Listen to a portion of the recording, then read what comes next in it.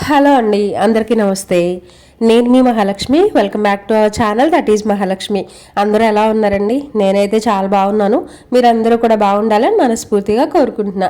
రోజులానే ఈ రోజు కూడా మరొక న్యాచురల్ వ్లాగ్ అనమాట. ఇవాళ అమ్మని హాస్పిటల్కి తీసుకొని వెళ్తున్నాను. రోజు మార్చి రోజు వెళ్ళాలండి, రోజు అయితే ఏం అవసరం లేదు. అయితే రోజు నేనేం చేస్తానంటే ఎండలు ఎక్కువగా ఉన్నాయి కదా అని చెప్పేసి సాయంత్రం 6:30 తర్వాత అట్లా తీసుకొని వెళ్తాను. అంటే మాకు పెద్ద దూరం ఏమీ ఉండదు కాబట్టి, దగ్గరే కాబట్టి ఒక హాఫ్ అన్ అవర్లో అలా వచ్చేస్తాం అనమాట. ఎక్కువ లేట్ ఏమీ అవ్వదు. హాఫ్ అన్ అవర్ 40 మినిట్స్లో వెళ్ళడం రావడం, అక్కడ ట్రీట్మెంట్ అంతా చేయించుకోవడం అయిపోతుంది అనమాట. అయితే ఈరోజు ఎందుకు నేను ఈ టైంలో తీసుకెళ్తున్నాను అని అంటే, తెలుసు కదా పిల్లలకి సాయంత్రం క్లాస్ ఉంటుంది, వాళ్ళని తీసుకెళ్ళాలి అంటే ఇద్దరికి కుదరట్లా. అమ్మని హాస్పిటల్కి తీసుకెళ్ళటం, పిల్లల్ని క్లాస్కి తీసుకెళ్ళటం రెండు ఒకటేసారి అంటే అసలు అవ్వట్లేదు అనమాట. అందుకని ఇంకా అమ్మని హాస్పిటల్కి తీసుకెళ్లే రోజు మాత్రం అమ్మని ఇట్లా పొద్దున్నే తీసుకెళ్ళాను అనుకోండి. పొద్దునే ఏం కాదులేండి, డాక్టర్ వచ్చేసరికి 10 అట్లా అయింది కాబట్టి మేము ఒక హాఫ్ అన్ అవర్ 1 అవర్ అలా చూసుకొని ఇంట్లో పనులు చేసుకొని వెళ్తే సరిపోద్ది అనమాట. అందుకని ఇద్దరికి కుదరట్లా, పిల్లల్ని అమ్మని ఇద్దరిని టైమింగ్స్ సెట్ అవ్వట్లేదు అనమాట. అందుకని చెప్పేసి ఈరోజు ఇట్లా తీసుకొని వెళ్తున్నాను. ఏ వండలండి బాబు, అసలు బయటకు వెళ్ళి అక్కడ కాసేపు ఆటో కోసం నుంచున్నాం అనమాట. ఎప్పుడు దొరుకుతాయి ఇక్కడ, కానీ ఈరోజు ఎందుకనో దొరకలేదు. చూస్తూ ఉంటే అక్కడ ఆ కాసేపే మాకు అసలు ఎండలో నుంచోలేకపోయాం. ఏంటి ఎండలు ఎలా ఉన్నాయి అని చెప్పేసి అనుకున్నాం అనమాట. ఇంకా డాక్టర్ దగ్గరికి వచ్చేసి ట్రీట్మెంట్ అయితే చేస్తున్నారు. ఈ పుండు అసలు తగ్గట్లేదండి. మామూలుగా ఇప్పుడు ఏదైనా ఒక పుండు వచ్చిందనుకోండి, డాక్టర్ ఇట్లానే ఒక కట్టు కడుతున్నారు, ఆయన చేసేది ఆయన చేస్తున్నారు, తగ్గిపోతున్నాయి. మళ్ళీ కొన్ని డేస్ తర్వాత మళ్ళీ వస్తున్నాయి. నాకు అసలు తగ్గుతాయి అని నమ్మకం కూడా పోతుందన్నమాట. మొన్న ఇట్లానే వేరే దానికి పక్కన కాలుకి కుట్లేశారు, అది కొంచెం పర్లేదు అనుకున్న టైంకి మళ్ళీ అదే కాలుకి పైన ఇంకొక గడ్డ వచ్చింది. ఆ గడ్డ చూసిన తర్వాత నాకు అసలు నమ్మకం పోయిందండి. ఇవి కంప్లీట్గా ఇవి మళ్ళీ రావు, తగ్గిపోతాయి మొత్తం అని అనుకోవడానికి కూడా లేదనమాట. ఒకదాని తర్వాత ఒకటి, ఒకదాని తర్వాత ఒకటి, ఒకటి తగ్గితే ఇంకోటి తగ్గిన తర్వాత ఇంకొకటి అలా వస్తూనే ఉన్నాయి. నాకు అసలు ఇంకా ఏం చేయాలో కూడా అర్థం కావట్లా. డాక్టర్ దగ్గరికి తీసుకెళ్తే ఆయన చేసేది ఆయన చేస్తున్నారు, కాకపోతే ఇంకా అమ్మే జాగ్రత్తగా ఉండాలి, అటు ఇటు తిరగొద్దు, ఎక్కువ నడవద్దు అని చెప్తున్నారు.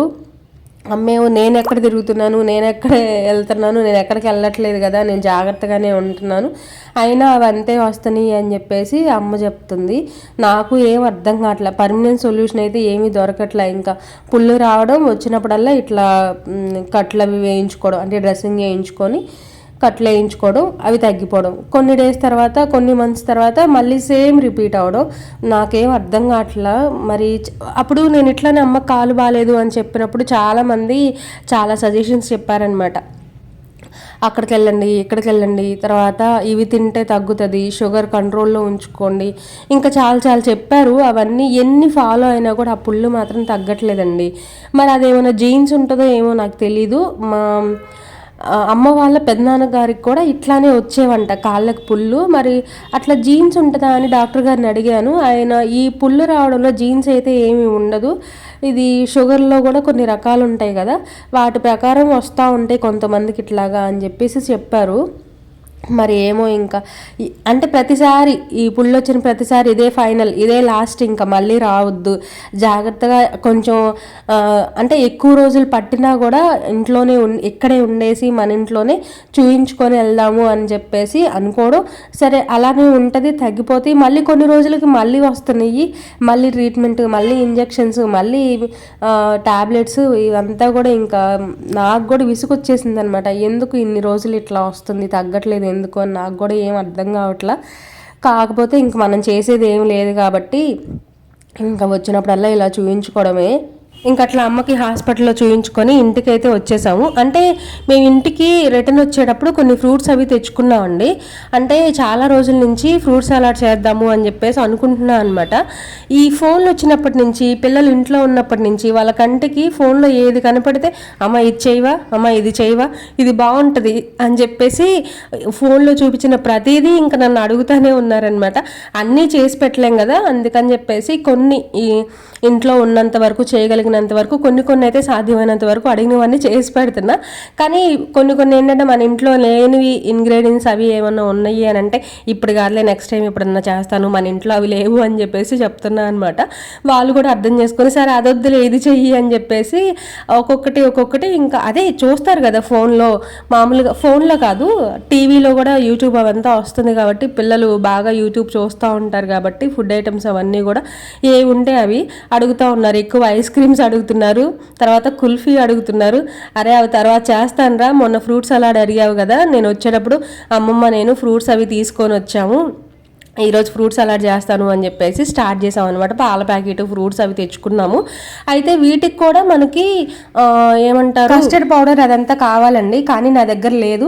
అందుకని నేను ఏం చేశానంటే మనకి కార్న్ఫ్లోర్ ఉంటుంది కదా, కార్న్ఫ్లోర్లో ఒక 2 స్పూన్లు పాలు పోసేసి మిక్స్ చేసుకొని పక్కన పెట్టుకున్నా. తర్వాత మనం ఈ పాలు కొంచెం ఒక పొంగు వచ్చేంత వరకు వేడి చేసుకున్న తర్వాత దాంట్లో నేనైతే పటికి బెల్లం వేసానండి. పటికి బెల్లం చిప్స్ ఉంటాయి కదా, వాటిని పౌడర్ చేసేసుకొని వేసుకున్నాను అనమాట స్వీట్నెస్ కోసం. మీరు కావాలి అంటే షుగర్ యాడ్ చేసుకోవచ్చు, బెల్లం కూడా యాడ్ చేసుకోవచ్చు.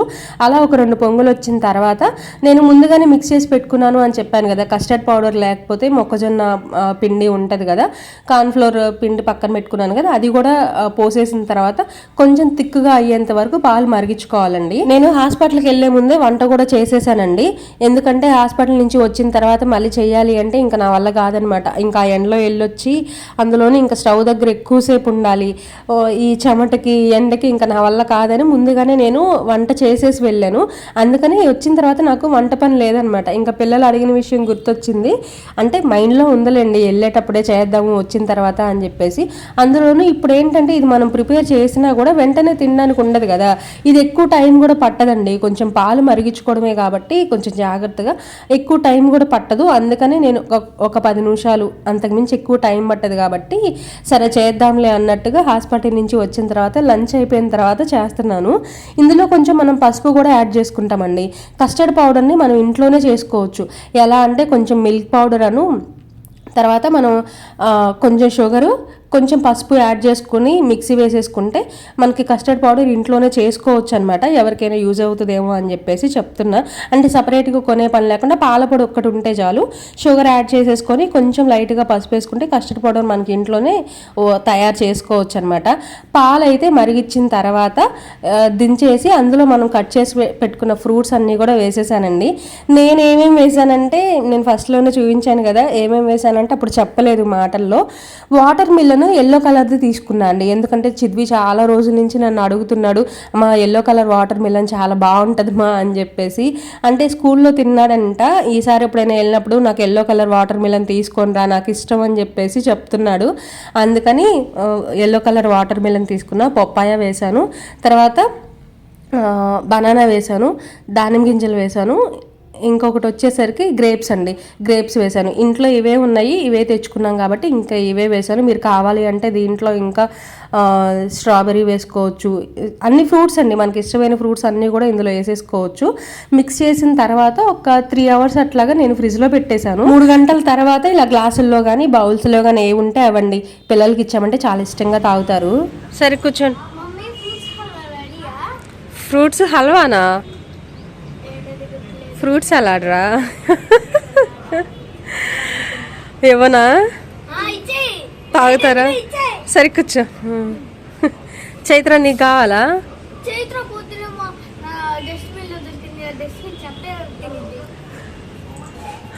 నీకొద్దుగా చైత్ర?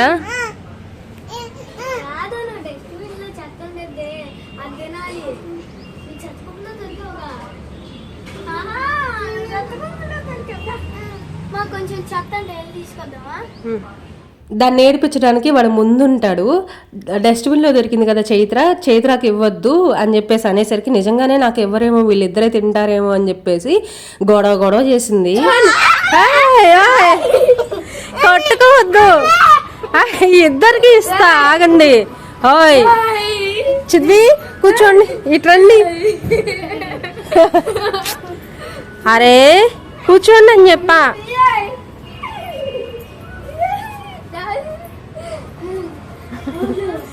అరే చైత్ర ఇచ్చుడు.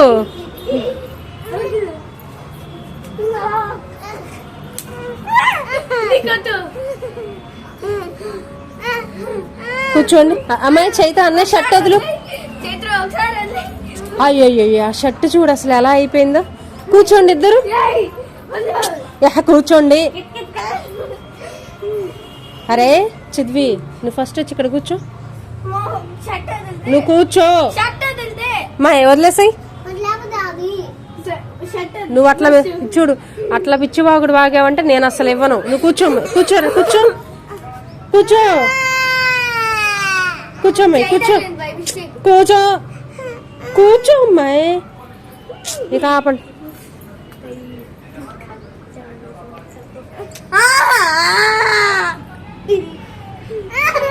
ఉండు ఉండు తెచ్చుకోపో. ఇటు తిరుగు చైత్ర ఇటు తిరుగు. బాగుందా?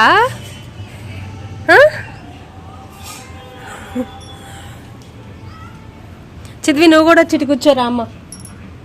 చిద్వి ఎక్కడా తెచ్చుకోదా?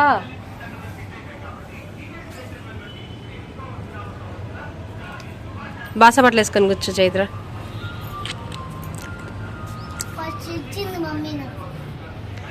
ఎవరికి ఇస్తే ఏమైంది? ఇద్దరు తాగుతున్నారు. ఇద్దరు ఒక దగ్గర ఉన్నారంటే గోలగోలండి ఇల్లు పీకి పందిరేస్తారు. వాళ్ళు ఏంటంటే మామూలుగా ఇద్దరు కొట్టుకుంటారు. చిద్వి కూడా కొడతాడు. కాకపోతే నేను వాడికి లేదు ఆడపిల్లల్ని అలా కొట్టకూడదు, వాళ్ళు చాలా సెన్సిటివ్గా ఉంటారు అని చెప్పేసి నేను వాడికి చెప్తా ఉంటా. అందుకని వీడు కొంచెం తగ్గుతాడనమాట. చెప్పగానే వింటాడు, వద్దు అనగానే కొంచెం ఆలోచిస్తాడనమాట. కానీ ఈమె నిజంగానే వాళ్ళిద్దరూ ఒక తెలుసు కదా ఆమెకు, మేమిద్దరం ఒక టీము, మా ఆయనను చైత్ర ఒక టీం కదా. నిజంగానే వాళ్ళిద్దరూ ఒకటైపోయి డాడీ లేనప్పుడు నాకేమి పెట్టరేమో, నాకేమి ఇవ్వరేమో, నాతో మాట్లాడరేమోనని ఆమెకి ఇంకా ఎక్కడ లేని ఇది వచ్చేసిద్ది. ఎంత పోరాడిద్దో అసలు. రాకాశ్ మొహంది, అందుకే నేను రాకాశ్ది అని తిడతాను. అసలు ఆగనివ్వదు వాడిని. వాడు ఏంటంటే కొంచెం ఆడపిల్ల కదా అని తగ్గుతాడు. కానీ ఏదో ఒకటి అంటూ ఉంటాడు, దాన్ని గిచ్చుతా ఉంటాడనమాట. వాడికి అదొక సరదా. అదేమంటే అమ్మ చెల్లి ఏడిస్తే భలే ఉంటుంది మా అని చెప్పేసి అంటూ ఉంటాడు. హాఫ్ డే స్కూల్స్ అప్పుడే ఇలా ఉంది. ఇంకా రేపు సమ్మర్ హాలిడేస్ ఇచ్చిన తర్వాత పొద్దున్న నుంచి సాయంత్రం వరకు నేను ఎట్లా ఎగుతానో నాకు అర్థం కావట్లేదు వీళ్ళిద్దరితో.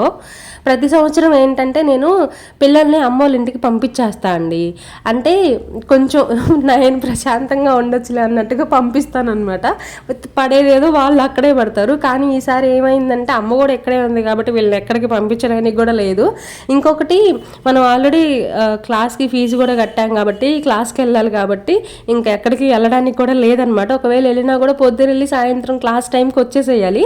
ఇంకా అలా ఉందనమాట. వీళ్ళతో ఎట్లా ఎగుతానో ఏంటో నాకేం అర్థం కావట్లేదు. క్లాస్ ఉన్న 1 అవరే కదా, ఇంకా పగలంతా ఖాళీగానే ఉంటారు, నా తలకాయ తింటారు. నాకు అసలు ఇప్పటి నుంచే భయం వేస్తుంది. ఈ వీడియోస్ ఎలా చేసుకుంటానో తెలియకుండానే చాలా టైం పట్టేస్తుంది. వీళ్ళేమో తలకాయ తింటారు, ప్రతిసారి కొట్టుకుంటారు. అన్నయ్య కొట్టాడు, అదే తిట్టింది, అదే కొట్టింది అని వీళ్ళిద్దరు నాకు ఈ కంప్లైంట్స్తోనే సరిపోతుంది. ఏమో ఇప్పటి నుంచే భయం వేస్తుంది నాకు సమ్మర్ హాలిడేస్ అంటే, నీ పిల్లలతో ఎట్లా ఎగుతానో ఏమో అని చెప్పేసి. తర్వాత ఈవినింగ్ టైంలో మేము ప్రతిరోజు అమ్మ నేను కూర్చొని ఇలా పిక్కలాట ఆడుకుంటామండి.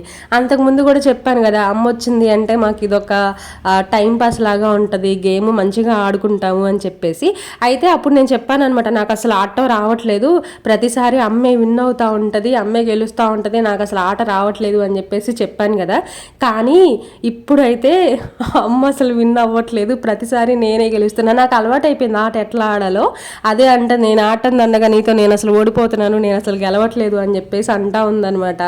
రోజు ఇలా సరదాగా ఆడుకుంటామండి. కొంచెం ఒక హాఫ్ అన్ అవర్ అలా టైం పాస్ అనమాట మాకు. ఇదండి ఇవాళ వీడియో. ఈ వీడియో మీకు నచ్చిందనే అనుకుంటున్నా. నచ్చితే చిన్న లైక్ ఇవ్వండి. ఇంకా మీ ఫ్రెండ్స్ అండ్ ఫ్యామిలీ మెంబర్స్కి షేర్ చేయండి. మరొక న్యాచురల్ వీడియోతో మళ్ళీ కలుస్తా. బాయ్.